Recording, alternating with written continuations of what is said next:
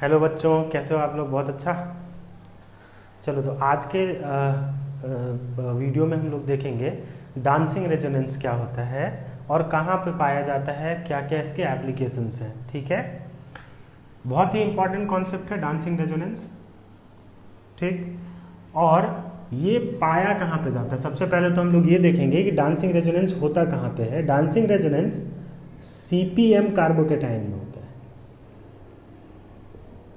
अब ये सीपीएम क्या है? Cyclopropyl methyl carbocation.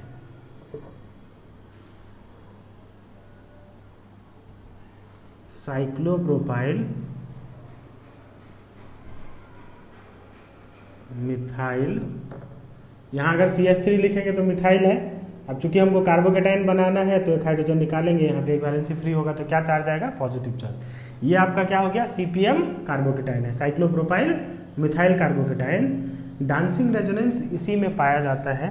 क्या होता है, कैसे होता है, ज़रा देखते हैं। सबसे पहली बात, जो साइक्लोप्रोपाइल होता है, अगर मैं साइक्लिक कंपाउंड की बात करूं या साइक्लिक हाइड्रोकार्बन की बात करूं तो उसमें सबसे ज़्यादा अनस्टेबल कौन होता है? यार यही होता है। According to Baeyer's strain theory, इसमें very high degree of angular strain होता है। अराउंड 49.5 डिग्री का एंगुलर स्ट्रेन इसके अंदर होता है।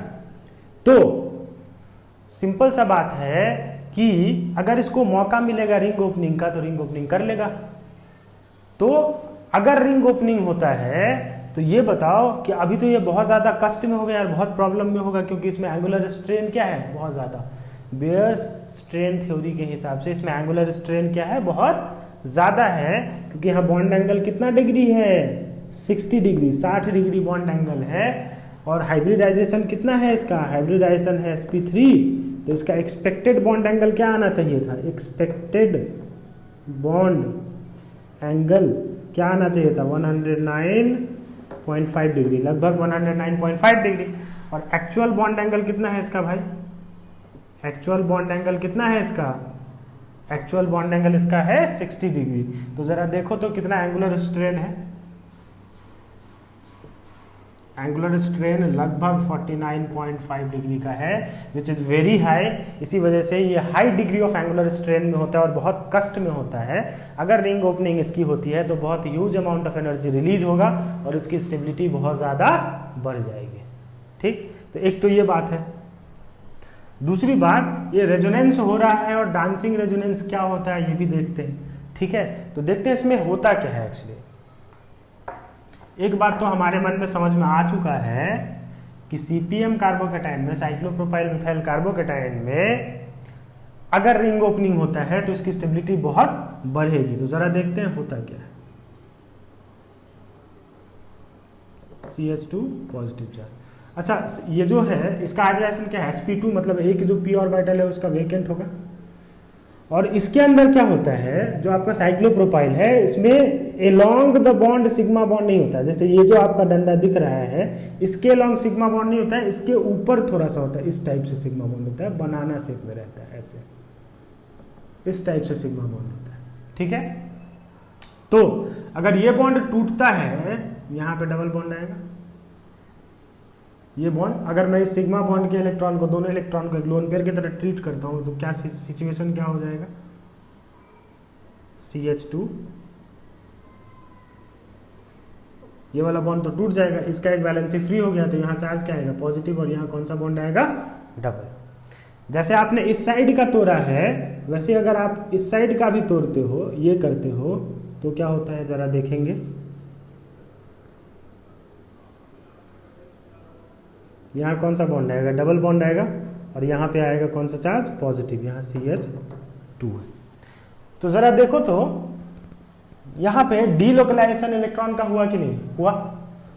कौन से इलेक्ट्रॉन का हुआ? सिग्मा या पाई? सिग्मा का। यहाँ पे इसलिए इसको सिग्मा रेजोनेंस भी बोलते हैं। सिग्मा रेजोनेंस भी बोलते हैं क्योंकि यहाँ पे कौन सा इलेक्ट्रॉन का डीलोकलाइजेशन हुआ? सिग्मा इलेक्ट्रॉन का डीलोकलाइजेशन हुआ, तो इसको सिग्मा रेजोनेंस भी बोलते हैं। तो रेजोनेंस हुआ और जरा देखना पॉजिटिव चार्ज एक में यहाँ पे है, दूसरे में यहाँ पे है, तीसरे में यहाँ पे है। तो पॉजिटिव चार्ज क्या कर रहा है इसमें, एक तरह से देखो तो डांस ही कर रहा है, कभी यहाँ है, कभी यहाँ है, कभी यहाँ है। तो पॉजिटिव चार्ज डांस कर रहा है, इसलिए इसको क्या बोल देते हैं, डांसिंग रेजोनेंस बोल देते हैं। ठीक है, कौन सा रेजोनेंस होता है, सिग्मा रेजोनेंस या पाई रेजोनेंस, सिग्मा रेजोनेंस होता है। एकदम ध्यान में रखना है इस बात को। ठीक है, तो हुआ क्या, पहला चीज कि एक तो रिंग ओपनिंग हुआ और दूसरी बात क्या हुई कि रेजोनेंस हो गया। तो आइसिंग ऑन द केक, एक तो रिंग ओपनिंग हुआ तो वैसे ही एनर्जी बहुत रिलीज हुई इसकी, क्योंकि साइक्लोप्रोपाइल है तो 49.5 डिग्री का एंगुलर स्ट्रेन था रिंग के वजह से।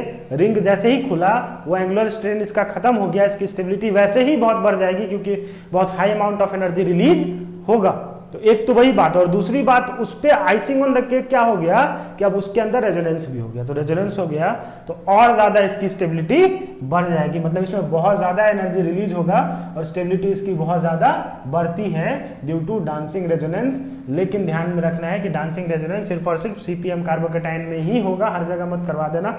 ठीक है बच्चों, चलो तो अब होता क्या है, किस किस से ज्यादा स्टेबल होता है वो देखते हैं। जो अपना साइक्लोप्रोपाइल मिथाइल कार्बोकेटाइन है, ये देखा जाता है कि एरोमेटिक कार्बोकेटाइन से भी ज्यादा स्टेबल होता है। साइक्लोप्रोपिनाइल कार्बोकेटाइन है ये है एरोमेटिक, 2 पाई इलेक्ट्रॉन है, 2 पाई इलेक्ट्रॉन है इसके पास। ठीक है, पूरे रिंग में रेजोनेंस हो रहा है, साइक्लिक है, sp2 हाइब्रिडाइज है, प्लेनर है, सारा चीज को ये फॉलो कर रहा है, हाकल रूल को भी फॉलो कर रहा है। तो ये कैसा है, एरोमेटिक है। कैसा है, एरोमेटिक है। और एरोमेटिक है तो इसकी हाई स्टेबिलिटी होगी, हाईली स्टेबल होगा। कैसा होगा, हाईली स्टेबल होगा। और हाईली स्टेबल होने के बावजूद इससे कम स्टेबल है। क्यों, क्योंकि यहाँ पे क्या हो गया, डांसिंग रेजोनेंस हो गया। तो this is more stable, this is more stable due to dancing resonance. समझ में आ रहा है बात, बिल्कुल आ रहा होगा।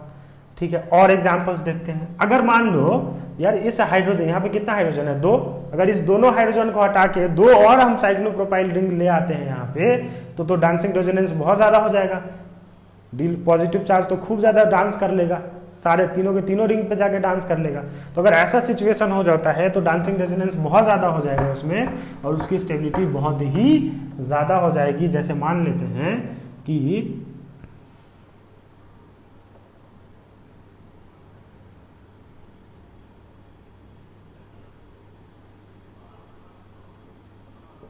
ये कार्बोकेटाइन है, इसमें तो इस साइड से भी हो जाएगा, इस साइड, इस रिंग से भी हो जाएगा, इस रिंग से हो जाएगा, तीनों रिंग से रेजोनेंस हो जाएगा। तो वेरी हाई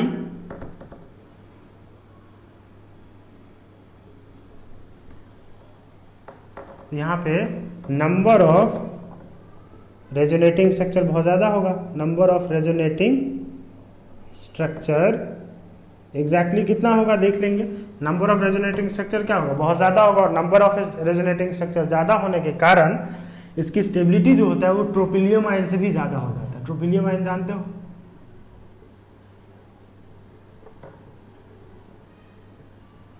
ये है tropylium ion, highly stable, highly stable, aromatic है। देखो कैसा है ये भी क्या है, एरोमेटिक है।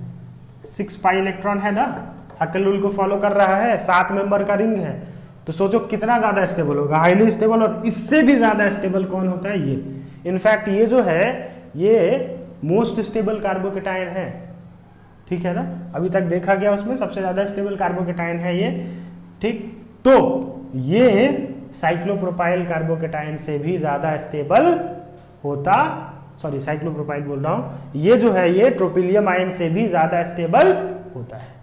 क्लियर है बात, क्यों होता है, क्योंकि इसमें तीनों रिंग में क्या हो रहा होगा, डांसिंग रेजोनेंस हो रहा होगा। समझ में आया बात। तो ये डांसिंग रेजोनेंस है, इसको तुम ध्यान में रखना कि सीपीएम कार्बोकेटाइन में होगा।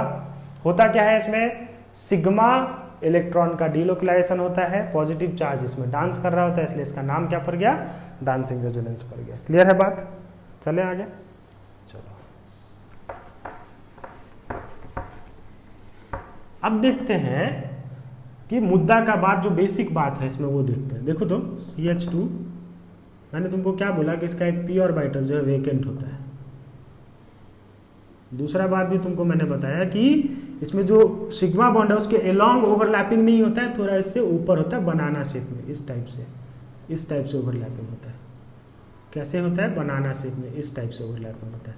और ये जो वेकेंट p ऑर्बिटल है, ये दोनों इलेक्ट्रॉन, ये जो 2 इलेक्ट्रॉन है सिग्मा बॉन्ड वाला, ये एक्चुअली इसके साथ क्या कर रहा होता है? वेकेंट ऑर्बिटल है तो इसके साथ क्या हो जाता है? ओवरलैप कर जाता है। क्या कर जाता है? ओवरलैप कर जाता है। इसके साथ क्या कर जाता है?